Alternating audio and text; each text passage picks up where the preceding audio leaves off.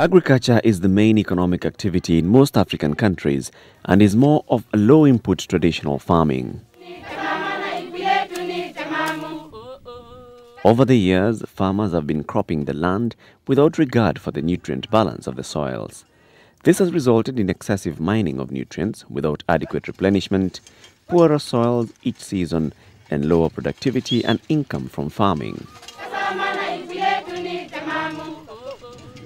On average, Africa uses about 8 kilograms of nutrients per hectare, compared to 120 kilograms and more in Asia and the developed world. This is very low. Bangladesh, which is a tiny country, uses 3 times the amount of fertilizer of the whole sub-Saharan Africa, 3.6 million tons. We know that in the country, the application of a fertilizer is something to the rate of 10 to 12 kilograms per hectare. And the world average should be somewhere between 40 and 50 kilograms per hectare. That's the only way we could achieve good productivity. We know that the use of improved varieties of various crops is also not optimum.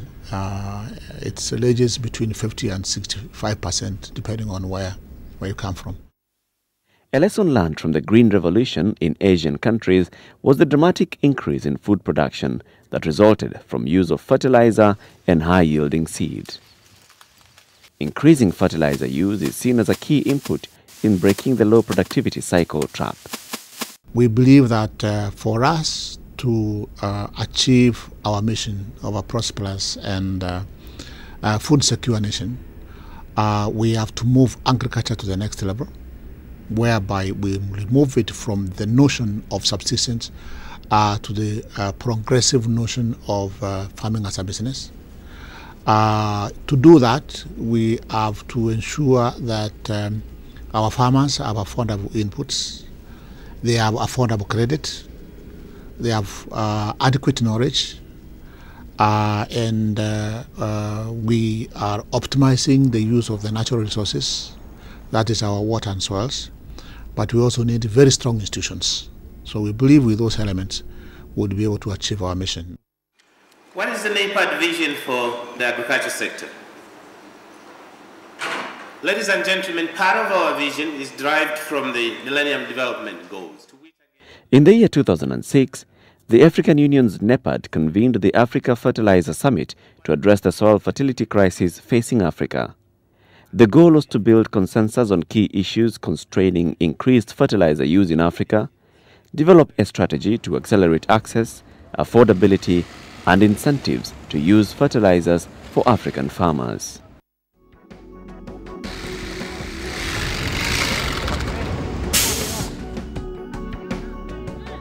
The Abuja Declaration on Fertilizers first resolution set a target to increase average fertilizer use from 8 kilograms per hectare to 50 kilograms per hectare by 2015.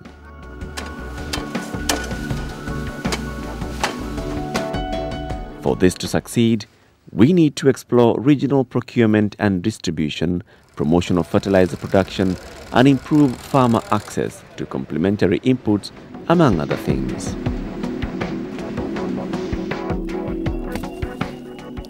About 70% of cropped land in Kenya is cultivated by smallholder farmers.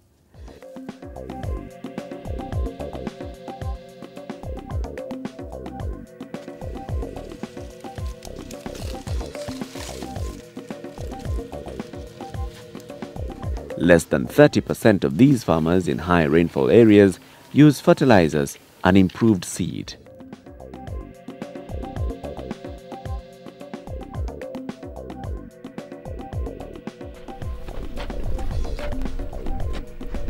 In lower rainfall areas, less than 20% of farmers use fertilizers and certified seed. This is because they lack access to farm inputs and information about inputs. As a result, soils are depleted of nutrients and obtain low yields, which leads to declining productivity, food insecurity, and abject poverty. Therefore, Without external intervention, they will remain poor and unable to participate in farming as a commercial enterprise. Furthermore, it would be impossible attaining the first MDG of reducing by half the number of people living in absolute poverty and food insecurity.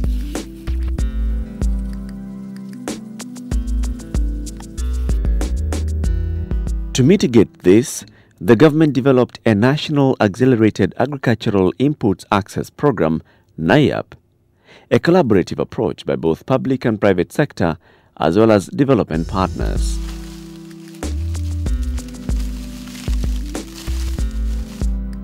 The program seeks to address the problem of food security and poverty among resource poor.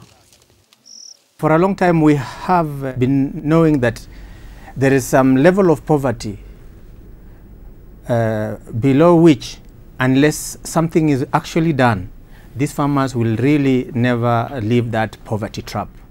So the development of this program is a real milestone as far as the ministry is concerned in addressing food security. NAAIAP hopes to increase fertilizer use by 12% annually in order to reach the targeted consumption of 1 million metric tons annually.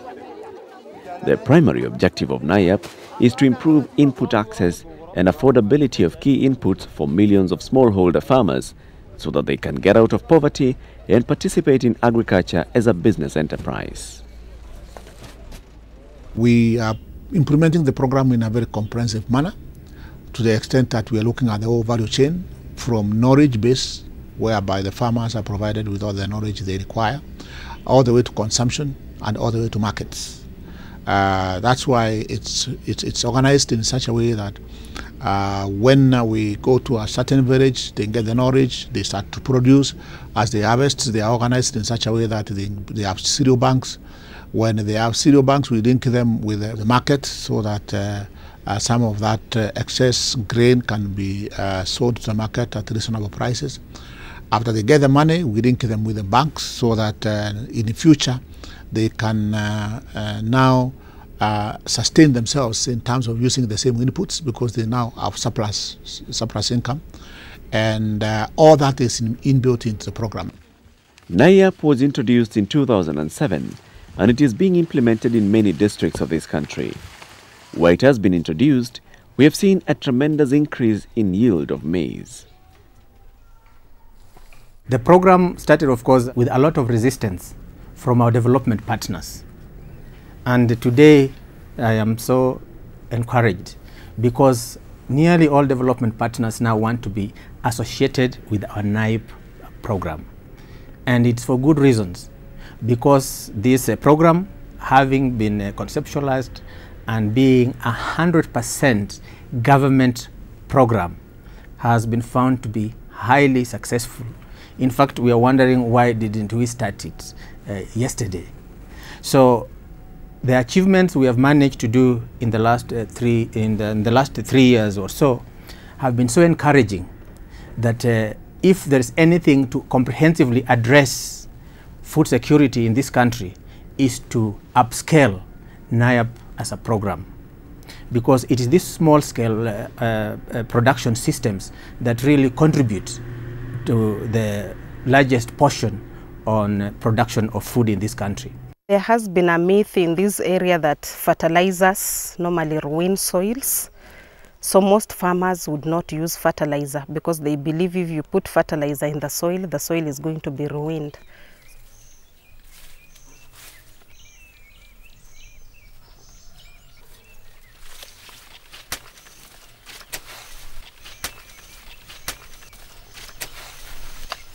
Mama Irene, Niko. habari yako? Nzuri sana. Niko mzima. Mbona hii mahindi yako inametameta hivi? Mahindi yangu ni mzuri? Hata mimi nafanyia tu, lakini hata sijui kama ni mzuri. Umeona ni mzuri sana? Ni mzuri sana. Umepanda na nini? Mimi nimetumia tu DAP kupanda. Ati DAP? Ndio. Halafu wakati nilishamaliza kupalilia nikaweka CN. Hiyo yote ulitoa wapi? Hiyo yote, hiyo DAP na CN na mbegu yenyewe, hiyo vitu zote nilipata tu kwa bottle. Mahindi unapewa bure, DAP unapewa tena na mbolea kunyunyizia. na agriculture. Na mimi niliitwa kupewa hiyo mbolea nikakataa. Sasa ulikataa kwa nini? Mimi niliambiwa mbolea inaharibu shamba. Hapana, hiyo mbolea haiharibu shamba. Mbolea inapanda chakula alafu unavuna mzuri. Ya mimi nilipuuza nikasema mbolea inaharibu shamba nikaacha. Habari zenyu mama? Mzuri sana mama. Mnaongea kuhusu kwa nini kwa shamba jameni? Naongea kuhusu ukulima. Eti huyu mama anasema eti hiyo DAP inaharibu chakula. Umesuia mwenzako kulima na kuja kuongea tu kwa shamba kwa nini? Mahindi yake ni mzuri kuliko yangu alipanda na mbolea na mimi nikapuuza. Unawachanga kupuuza mama. Hivi tu akikwambia tu kuna kitu pahali. So this was a good case because most of the farmers who now used fertilizer, their neighbors were able to see the yields they got, and even the farmers themselves saw that actually using fertilizer with certified seed will help a great deal. Initially, our achievement used to be between 5 to 8 bags per acre. But from our estimates now, as we go through the fields, we are seeing that we are going to achieve between 15 and 20 bags per acre. Nilikuwa nalima mahindi na nafuna gunia kidogo sana. Lakini wakati nilipata hii mradi wa NAAIAP, walinipatia mbolea na mbegu za nusu eka. Mbolea kilo 25 na mbegu kilo 5 ya nusu eka. Sasa vile nimepanda na ile maagizo nilipewa, nimeona iko tofauti kubwa sana. Hata mafuno hata ingawa sichafuna, nimeona naweza funa gunia zaidi ya 12 na nilikuwa nafuna gunia 4 ama 5. Samani nilikuwa nimelima lakini si kuweka mbolea mzuri. Saa ngine mimi napanda bila mbolea. Mbegu nimetoa kwa ile ya kienyeji nimeweka. Na kutoka vizuri. Nimetoa nikienda kupuna, nimebuna mabunia 3 au 2 kwa eka moja au nusu eka. Hapo ndio ninaona hasara, lakini saa hii ninaona imekuwa vizuri. Wakati nimeweka hiyo mbolea hii ni serikali ilikuwa tutusaidia. Ninaona inaonekana vizuri. Tulikuwa tukilima kienyeji tu. Mahindi, maharagwe tunachanganya. Tunapata tu mavuno kidogo. Hata haikuwa ikitosha. Lakini tangu saa ile tumeanzia huu mradi kama last season tumepata chakula ya kutosha. Hakuna kina mmoja hapa isipokuwa wale wana shamba kidogo sana. Unajua mavuno ikiwa ni kidogo shamba utapata tu dogo. Lakini wale wana shamba kama kuota aneka hakuna mtu amenunua mahindi. Wakati huu hatuna njaa.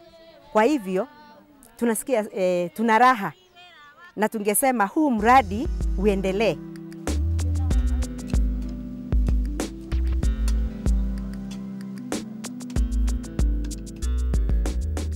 How does a district qualify to get the Kilimo Plus package? One must be a maize growing area with a high poverty index over 30% and without similar programs running in the district.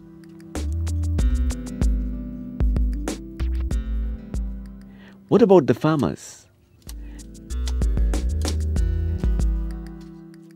They have to be resource-poor farmers unable to procure farm inputs on their own. They must have 1 acre of land available for the program and must be a grower of maize. But it would still be difficult to select who gets the inputs. Through the Ministry of Agriculture from the division or in all the divisions, there are arrangements as to know who should benefit and who should not. More so, we usually look for the needy ones. In the year 2008, we picked on 1,000 farmers. These were mainly vulnerable farmers, widows, orphaned, and family-headed and female-headed households. When you talk about the vulnerable groups, there is a limit of vulnerability. We are looking for those farmers who did not have the capacity to buy the farm inputs, but they had the RAD and they could provide labor in their farms. The local leaders assisted in the selection. raia wenyewe ndio nachakua. Msea Gichichi anaita watu wote wanakuja. Alafu tuseme nane tuanzie nani? Sina wansa mmoja. Niliwaanzia huyu. Alafu wengine akafuatana mpaka 15 kwa kila kichichi. Triza Chemurgor from Tabo Division is one of the beneficiaries. She is an orphan living with her sister and a son. Watu wakanichagua sababu sikuwa na uwezo yoyote. Nikaingia mbegu ya mbolea ya agriculture, nikapewa sia na poswe na mbegu. Ndio nimepanda sai hapa nyumbani 4 na huko nje iko 7 enye watu watanisaidia tena kunipalilia. Mimi nilifaidika kwa hiyo grupu ya wale ambao hawajiwezi, wasiojiweza. Bibi yangu vile alikufa, nguvu yangu ikapunguka, nikawa na upungufu. Ukiwa na bibi, mnasaidiana kama mambo ya kupalilia, mambo ya kupanda na kadhalika. Na ukiwa peke yako mambo inakuwa ni ngumu. Vile nimewachwa na watoto, lazima nichunge watoto, wale wanaenda shule itanibidi niwatengezee chakula yao. Sasa kitambo upate time nyingi ya kwenda kufanya peke inakuwa ni ngumu. Sasa hapo ndio nikawa na upungufu. But still, there are challenges. We have so many needy farmers, but the program cannot assist everybody. We are asking neighbors of the needy farmers who obtained the inputs through grant to try and copy so that they may also achieve food security and improve their livelihoods. Under this program, stockists are also targeted. The stockists are given loans from Equity Bank to purchase the inputs. So far, 1,500 stockists have been trained on basic business management training and product knowledge in collaboration with AgMark. 07 December tulienda training ya AgMark and we were trained. Then we were given, yani tulipewa kazi na NAAIAP 08. Ebu niseme nimeenda tu just one training, hiyo ya December 07, na tulisoma 7 program. Alafu hii program ilinifanya niwe well established in my business kwa sababu nilianza kutumia check. Mwanzo sikuwa nikitumia. Kwa hivyo wakati nilienda kununua fertilizer na nikaambiwa ni lazima niwe na checkbook. Sasa nilifungua ile tunaita current account. Tuseme ya kwamba NAAIAP imenisaidia. In the areas where the program has been, there has been an increase in sale volumes by agro dealers. Labda itapunguka. Na hiyo program ilikuwa mzuri kwa maana wakulima wengi walianza kununua mbegu na fertilizer. We have benefited this year by almost doubling the sales that we did last year. How then does it work? Vouchers are given to the DAOs as accounting officers for distribution. Farmers are issued with vouchers by the frontline extension officer upon preparation of land or at centralized fora such as inputs fair. Being a subsidy program, the farmer is assisted only once per season with Kilimo Plus grant.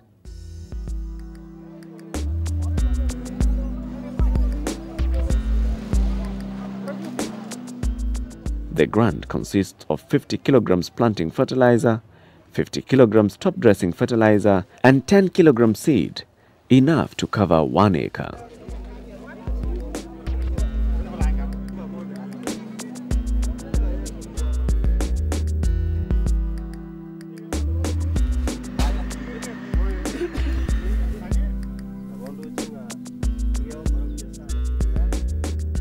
Mr. Araka Atanga is visually challenged. He testifies to the success of the program. Hapo samani nilikuwa napanda mbegu ya bandia inauzwa, wanatoa shambani, wanapaka dawa, wanatanganya sisi inatoka Kenya seed. Kumbe ni uongo. Hata mbolea yenyewe wanachanganya mchanga, wanapaka rangi, wanaturushia. Sasa tukapatiwa mbolea na serikali ambao tunaamini. We asked him how he identifies a good crop. Mimi vile mimi sioni, napapasa. Kama napapasa, naona ile inakuwa kubwa, hii ndio mzuri. Ile ambao unaweka mbili bila kufuata masharti, ipati chakula mzuri, inakuwa ingine kidogo na ingine kidogo.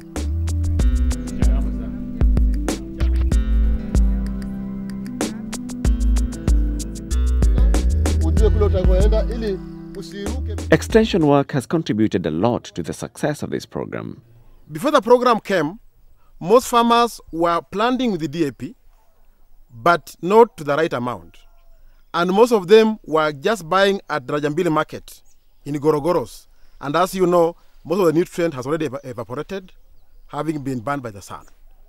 But now through our barazas and trainings, farmers have done the right thing, they have used the right amount, and even those who didn't get the farm input from NAAIAP were attending the barazas and trainings, and most of them have done very well, and the fields are doing very well.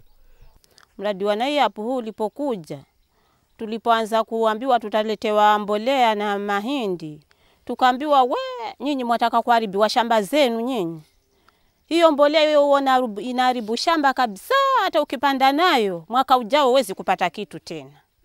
Kwa hivyo nyinyi mkiwa mwataka kuharibu mashamba yenu, haya chukueni hizo mbolea. Kwa vile Wadigo wanaambiwa wamepumbana ni wajinga, nikasema hata mimi najua ni Mdigo kweli, lakini mbolea nitaichukua nijaribu, nione vile ambavyo itakuwa. Nikachukua mbolea gunia zangu 2, DAP kilo 50 na CAN kilo 50, na kilo zangu 8 za mahindi tulizopewa mwaka jana. Haya, Mr. Tsuma katuambia tuanze kutayarisha mashamba kwanza, alafu tuvurugiwe na ng'ombe kabla hujapanda. Tukafanya hivyo. Alafu tukaanza kupanda kwa grupu. Tulipomaliziana ikaja mambo ya kupalilia sasa. Tukaanza kupalilia tena hivyo hivyo kwa kusaidiana. Haya, tulipomaliza kupalilia tukamuita mwalimu, tukamuuliza, je, huu wakati sasa, kwa vile tulikuwa bado hatujajua, huu wakati sasa mwalimu ndio wakati wa kuweka bulldog? Akasema huu sasa ndio wakati wa bulldog. Tukaanza kuweka bulldog kwa kusaidiana hivyo hivyo ili tufanye mara moja. Tukaweka bulldog tukamaliza. Haya, tukaanza kuweka nini hino CAN sasa. Tukaweka hivyo hivyo kwa grupu. Ile ya top dressing CN nikaweka, mahindi yakanawiri. Nikaona kweli hata viga yake ukiangalia unaona ni mzito, ukiangalia matawi yake unaona ni green kabisa, ile chlorophyll inaonekana kweli imeshika.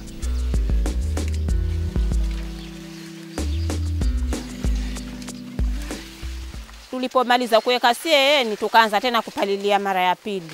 Hivyo hivyo kwa grupu mpaka tukamaliza.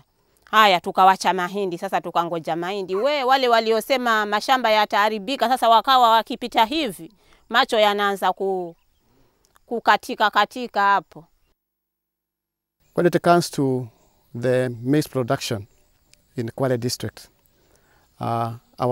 under normal circumstances, our normal production has been between 5 and 6 bags per acre. After using the inputs that we gave to the farmers and carrying out all the technologies that were advised to carry out, our farmers managed to harvest between 18 and 20 bags. The lowest was about 15 bags, and we had the highest, harvesting 28 bags. Msambweni is one district that registered a good harvest. With so much maize, one of the groups in Msambweni has been assisted by CAP to purchase a posho mill. Kusema kweli, mwaka jana tuliweza kufikiwa na hizi mbegu za NAAIAP ambao ni pembejeo kwa wakulima, na kwa bahati nzuri tulikuwa tunalima eka karibu 3-4 na tunapata kama gunia 2-3-4. Lakini wakati huo walipotuletea tuliweza kupewa mbolea ya DAP, tuliweza kupewa mbolea ya CAN, na sisi wenyewe tukanunua madawa pamoja na mbegu. Na tulipopanda mahindi hayo, kwa kweli katika Kikoneni location tuliweza kupata mavuno ya kutosha. Kutokana na mradi wa NAAIAP tuliweza kupata msaada mwingine wa kuweza kutusaidia kujua tutafanya nini ili tuweze kupata mashini za kuweza kusaga unga, tunapack, alafu tunaenda kuuza kama wenzetu ambao huko. But for some farmers, seeing is believing. They did not wait for the subsidy. Nilichelewa kufika, siku hiyo walikuwa wanaandika. Sikupatikana karibu. Nilienda saa ile walikuwa wanafundisha, walikuwa wamepita kuandika. Sasa ndio nikaenda nyuma yake ya mafundisho. Nikapata hiyo mafundisho. Wakanieleza nipande mahindi moja moja kwa laini, kwa futi 2.5. Mimi nilienda Kisii nikanunua hii pana, mahindi ya pana. Na mbolea nikanunua. Ndio nikapanda hii mahindi. Nikaja nikapanda kwa laini vile walinisomesha. Baada yake tena nikanunua mbegu nini ya top dressing. Nikaweka. Ndio nikaona mahindi nakuja vile hivi. Kuna mradi ilikuja ya kupeana mahindi pamoja na mbolea. Na mimi sikufanikiwa kupewa. Lakini kwa vile niliona wenzangu mbolea vile walikuwa wanapandia na vile walikuwa wanafanya spacing na ukulima vile ilikuwa shamba kuwa safi, ndipo nami nikajaribu. Na vile nimejaribu naona vile mmea ilitoka chini na nikapalilia na nikatumia hiyo mbolea ambayo nilinunua DAP. Naona mimea yangu inaendelea mzuri sana. This for sure is a success, but what is the expectation after all this? These farmers will get enough food first to satisfy family needs, and then the rest they can bulk through cereal banks and open an account from proceeds of the maize, which they will bulk, and purchase inputs for the next season. One of the obligations of NAAIAP is a beneficiary must be willing to save at least 30% of their harvest in a cereal bank. By bringing their produce together in a group, farmers are able to bargain for more money than they would get if each sold individually.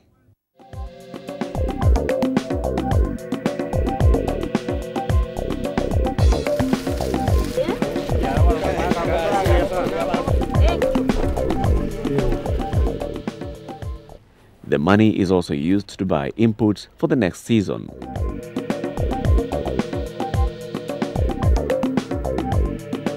Storage hygiene and practices come into play. Na kabla hujaweka kwa store yako, ni vizuri utafute ndawa. Hiyo store yako uhakikishe umepiga ndawa vizuri, ndio ikiwa kulikuwa na wadudu walikuwa bado wanangojea mahindi yako, uweze kuwaua mapema. Baada ya kukongoa mahindi yetu ile tulikuwa.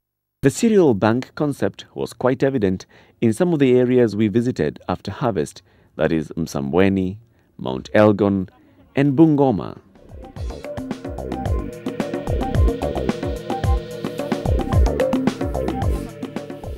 Na akiba hii ambayo tutajiwekea ya baadaye inaweza kukusaidia wewe kama mkulima, kwa sababu bei ya mbolea na mbegu imeenda juu. Inaweza kukusaidia ukauza hii ambayo umejiwekea na ukaweza kununua hii bidhaa ya kilimo. Njia nyingine ambayo inaweza kukusaidia, pengine una chakula nyingi, unaweza weka wakati bei itakuwa imekuwa nafuu, unauza ili upate kwa bei nzuri, kwa sababu wakati tunavuna bei huwa inakuwa bado iko chini. Kwa hivyo kama unaweza kujiwekea, unaweza kuuza baadaye na ukapata mapato ambayo ni mazuri.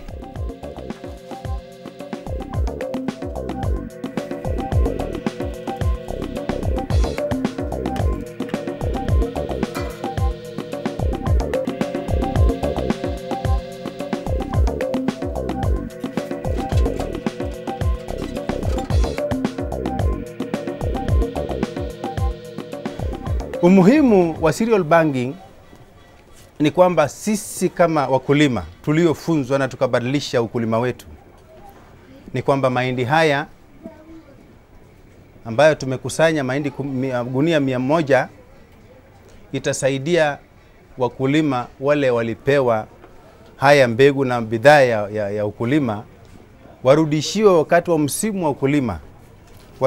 Watanuliwa mbolea kulingana na vile wameleta mahindi yao. Kila mtu amejua kipimo alichopata. Mimi nimepata gunia 15. Katika hizo gunia 15 nilipogawanya zangu za matumizi, nikaona zanitosha. Nikapata zangu 8 za chakula nikaweka. Na nikaweka 4 kwa ajili ya kununua mbolea ya mwaka ujao.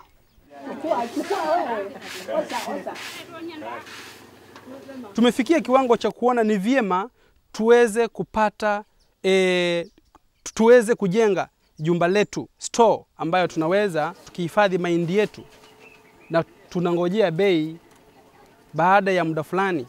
Kwa mfano sasa nchi yetu ina njaa, tungelikuwa tuna mahindi basi tungelikuwa tumeuza mahindi yetu kwa bei mzuri ambayo serikali iliidhinisha, na kwa kusema kweli tungelikuwa tumefanya vile basi ingekuwa ni shukrani. Upon graduation from Kilimo Plus, the beneficiary is expected to invest in Kilimo Biashara.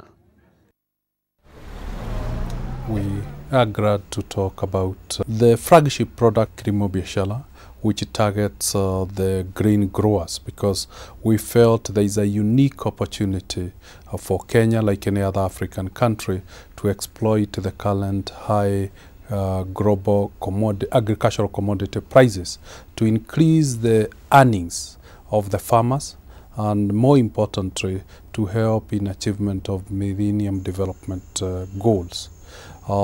Those products targeting the grain farming in this country is not only for export purposes, but it's also assuring community and national food security. And we're really proud that we have been able to provide that. We see that farmers have appreciated this program and have moved from Kilimo Plus, where they are issued grants on freely, to Kilimo Biashara, where they are able to purchase inputs on their own. Na matokeo niliyoyapata, nashukuru sana. Maana baada ya kufuna eka hiyo moja, nilipata magunia 11 na kilo 100. Na mahindi hayo nilipoyauza, nilinunua ng'ombe wangu 2 mpaka dakika hii wako hapa nyumbani.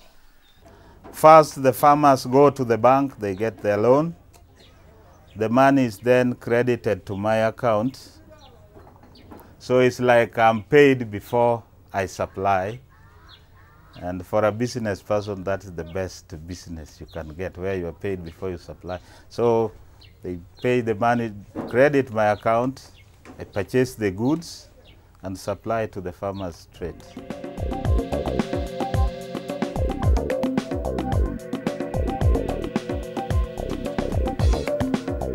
NAAIAP has demonstrated excellent synergy between ministries' programs, in particular NAAIAP and Njaa Marufuku Kenya and CAP. Value of production has increased, enabling the farmer to procure inputs for the next season.